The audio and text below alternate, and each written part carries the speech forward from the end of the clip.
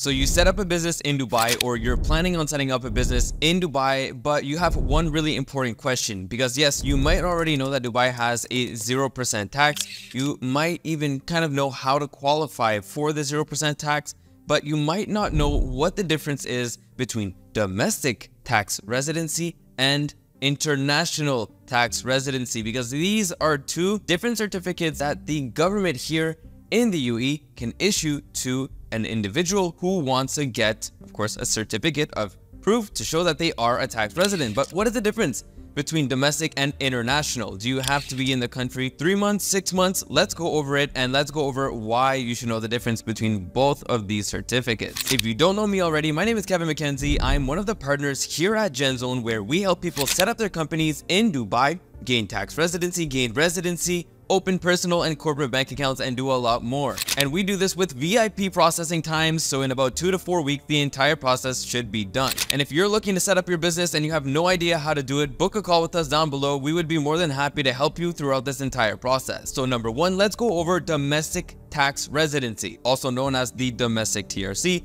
This certificate establishes an individual's or an entity's status as a tax resident in a particular country according to that country's domestic tax law. And as per its name, it's used for domestic tax purposes. And the second type of tax certificate is the international tax certificate, also known as the TRC for DTA purposes. This certificate verifies that an individual or an entity is a resident of a country for purposes of claiming benefits under a DTA. DTAs are agreements between countries to avoid double taxation for individuals who reside in both places. Let me give you a quick example of this. Let's say you're a resident of country A and you earn income in country B. This international certificate would basically help reduce or eliminate taxation in country B based on the double tax agreement between country A and B. So the first thing I want to mention is that it is very important to know if there is a double tax agreement between your country and the country where you are earning income. Because if there is no agreement, then this would not matter and you could do nothing about it. Now, the next really key thing that I want to mention is the fact that it's saying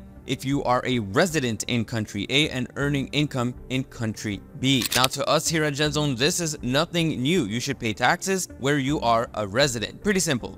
But if you are not a resident in that country, how does this change? So instead of being a resident in country A, let's say you are a resident in country B and you are making your money in country B. Well, this is totally different. Let's say country A is Canada. I'm from Canada, but then I move and become a non-resident of Canada. Now I am only a resident of the UAE. How does this impact me now? Well, in this case, there is no need for this international tax certificate. Of course, this may be different on a case-by-case basis, but if I am a non-resident in Canada and I am living in Dubai, living in the UAE, then there is no need for this because I am not a resident in Canada. I'm only a resident in the UAE. So in that case, for me personally, the domestic tax certificate should be sufficient, meaning that I would be able to earn my income in the UAE and pay taxes only in the UAE without fear of having to pay it in Canada.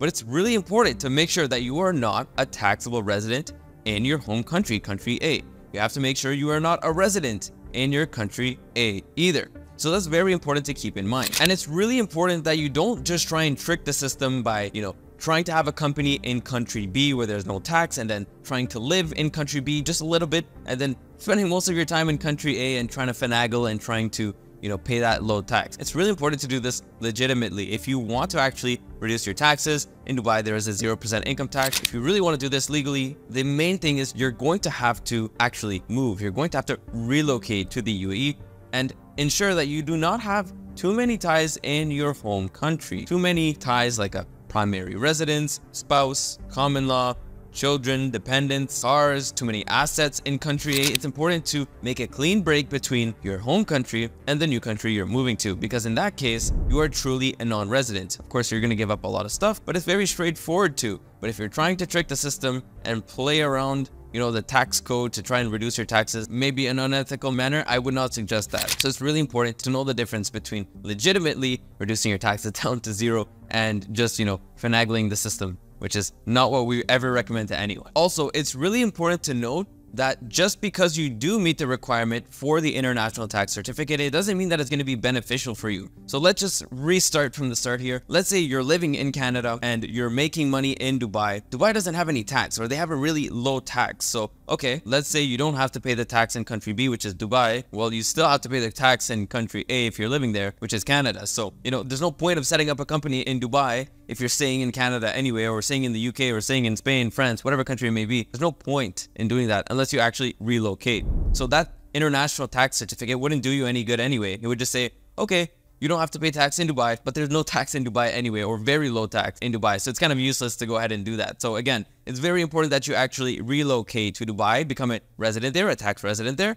and then you are, all set. But of course, this does matter on a case-by-case basis. So please, if you are looking to set up a company in Dubai, pay low taxes in Dubai, and actually do it legally, then please book a call with us down below, because the last thing you want is to do it incorrectly and have a big tax bill in 5 years from now. So if you enjoyed this video, book a call down below, and of course, we'll see you all in the next one. Take care.